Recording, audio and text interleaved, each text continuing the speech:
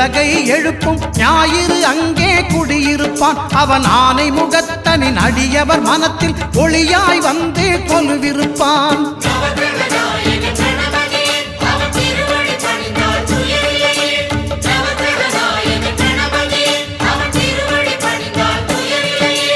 ஒன்பது கோளும் ஒன்றாய் காண அங்கு கற்பகம் என்னும் கடவுளின் மெய்யில்